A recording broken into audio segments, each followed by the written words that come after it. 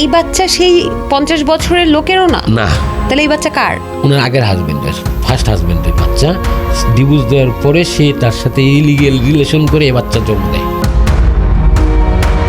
ড্রাইভারের সাথে তার অনৈতিক সম্পর্ক এক বিছানায় পাওয়ার পরে তার স্বামী তাকে মারধর করছে। সে আমাকে ছাড়া, 4 জন স্বামী ছাড়া, ড্রাইভার, পাকিস্তানি, রানা, রাহাত, এগুলো অনেক লোকের সাথে তার অবৈধ সম্পর্ক ছিল। এখন আমি যেটুকু মরে গেছি ওর সাথে দেখা হলে বেশি হতে পারে, একবারে মরে যেতে পারি। তো আমি আর চাইলে ওর সাথে। তার আপন কাজিন, সে আমাকে যখন আমার মেয়ে আমার সাথে ফেব্রুয়ারি মার্চের দিকে যখন আমার মেয়ে হওয়ার সময়, তখন তার কাজিন আমাকে বলছে যে ভাইয়া আপনি আমার বোনকে কেন এত ভালোবাসেন। তো আমি লাস্ট ওর বলছিলাম, দেখ আমি 2টা জিনিস হারাইছি। একটা হচ্ছে আমি আমার বাবা মরছে দেখতে পারিনি, সন্তানটা মরছে হাত দিয়ে ছুঁতে পারিনি।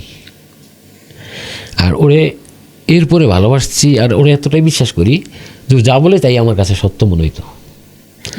তো এখন তোর বোনরে আমি ভালোবাসি এই কারণে যে ও নাকি জীবনে ভালোবাসা কষ্ট পাইছে, বা ও একটা বুড়ো বয়স্ক লোকের কাছে বিয়েছে, সে তাও চারিং করতো, মাইদুর করতো। তো তোর বোনরে আমি অনেকটাই ভালোবাসি।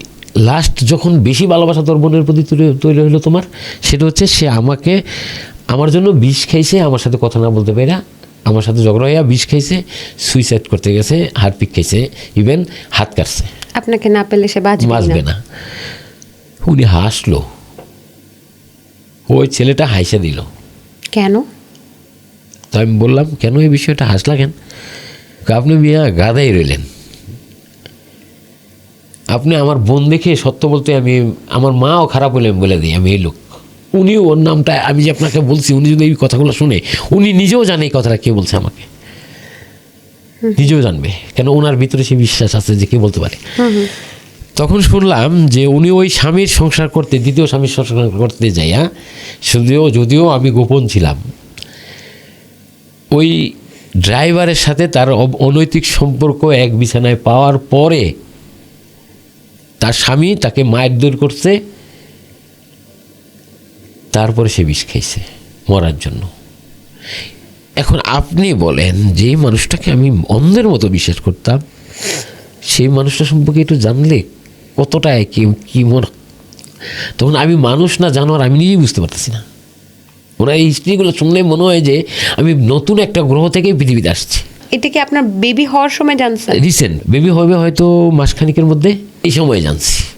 বিশ্বাস করেন এই কষ্টটা আমি বুকে নিয়েও আমি তাকে বুঝতে দিই নাই, তাকে বলেনও নাই? বলিও নেই। ওই ড্রাইভারকে কই বিয়ে করছে? না, পরে ড্রাইভারের বিয়েতে আসি, তখন আমি তাকে বলিও নেই। আমি এইভাবে ইয়ে করতে চাইছি যে তাকে জানে না আমার যাওয়া বাবুটা হয়ে গেছে, এখন তো আমার সাথে। এখন ওই ড্রাইভারের কথাটা হচ্ছে শোনার পরে আর আমি আর ওই করিনি। পরে আমার যখন ডিভোর্স হয়ে গেল, ফার্স্ট ডিভোর্স দিল আমাকে, তখন আমি জানছি যে কাজল নামের একটা ছেলে, লালমনিরহাট বাড়ি তাদের এলাকায়, ওখানে একটা ট্রাভেলস এজেন্সি চাকরি করতো, সেই ছেলেকে সে বিয়ে করছিল। যখন আমার সাথে তার হারপিক খাওয়ার পরে, যখন খাওয়ার আগেই কোনো ঝামেলা হয়েছিল, তখন ওই লোককে বিয়ে করছে। ওই লোকের সাথে 15 দিনের সংসার ছিল।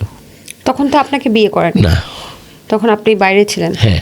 আচ্ছা, আমি তার 2টা বিয়ে জানতাম না। আচ্ছা, ফার্স্ট বিয়ে আর থার্ড বিয়েটা।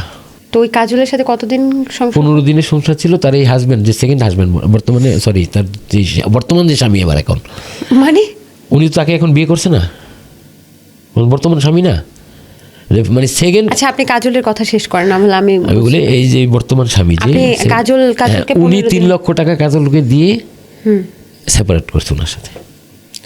আচ্ছা, মানে এই যে যিনি হচ্ছেন 50 বছরের স্বামীটা, হ্যাঁ 60-এর, মানে যিনি নিয়ারেস্ট বাই 60, তিনি হচ্ছেন দ্বিতীয় স্বামী। তিনি আবার তৃতীয় স্বামীকে টাকা দিয়ে সরাই দিছে।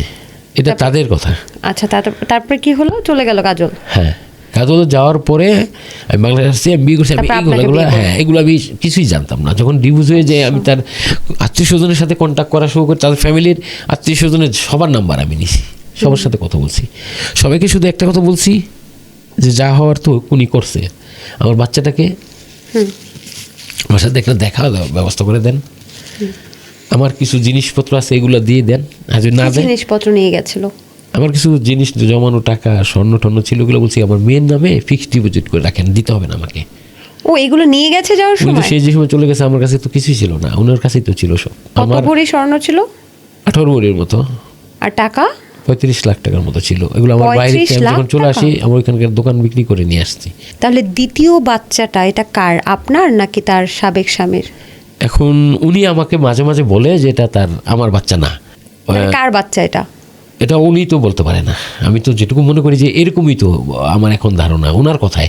উনি আমাকে বলে তোমার বাচ্চা না, তুমি দেখতে পারবে না। প্রথম যাওয়ার পর আমাকে ডাইরেক্ট কয়েকদিন মেসেজ কি দিয়ে জানেন, যে বাচ্চার বাবার নাম চেঞ্জ করে ফেলামো, তোর নামও থাকবো না, কিছু থাকবো না, ইত্যাদি ইত্যাদি ইত্যাদি। তো আমি বলছিলাম যে যদি ডিএনএ টেস্ট করবো তাহলে আমি কোর্টে মামলা দিব, পারিবারিক কোর্টে মামলা দিয়া ডিএনএ টেস্ট করে বলছি আমার বাচ্চা নাম আমি দাবি করবো না। কি বলছে? মানে তোর বাচ্চা না, তোর নাম বাবার নাম কিছুই রাখুম না, তোর অস্তিত্ব তোর মধ্যে থাকবে না।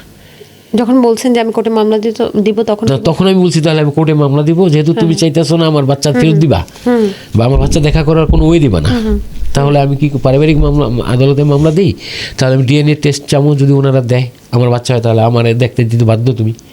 এটুকু কিছুদিন বলা হয়েছিল যাওয়ার পরে। তারপর থেকে তো সে কি বলছে?